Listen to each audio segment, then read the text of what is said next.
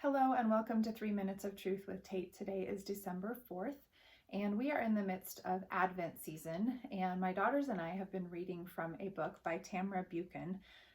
She came and spoke at a church that I've been going to about the Advent season and the book that she wrote, and I purchased it and it has been phenomenal. It has opened up a lot of really good conversations, spiritual conversations between me and my 3 teenage daughters, and has really opened my eyes to a whole new perspective on this season.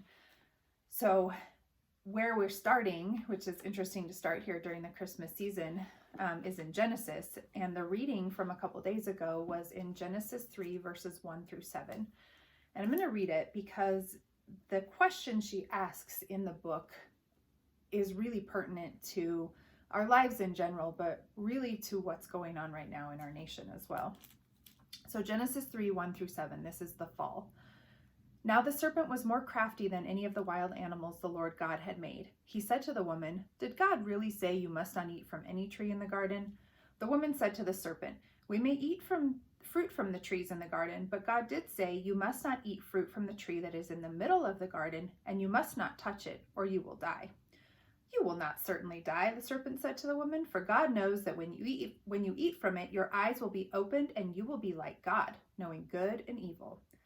When the woman saw the fruit of the tree was good for food and pleasing to the eye, and also desirable for gaining wisdom, she took some and she ate it. She also gave some to her husband who was with her, and he ate it.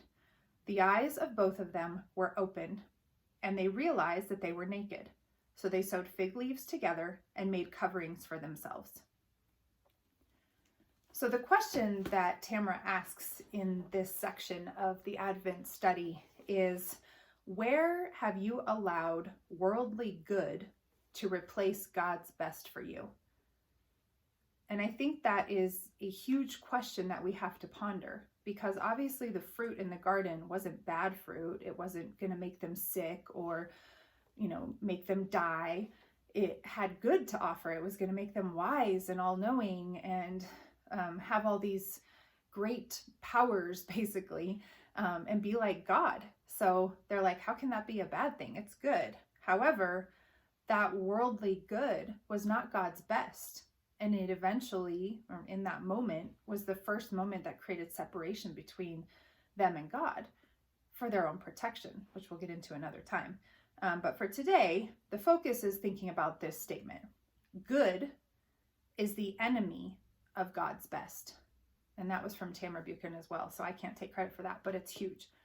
Good is the enemy of God's best. So ponder that as you look at the choices in your life and the things before you, and maybe some of the things that seem good but have steered you away from your relationship with Christ and have prevented you from receiving God's best. Even though it seemed good, it was not God's best for you. Thank you for tuning in to 3 Minutes of Truth with Tate. I pray that you are having a blessed Advent season with your families, and we will see you again soon.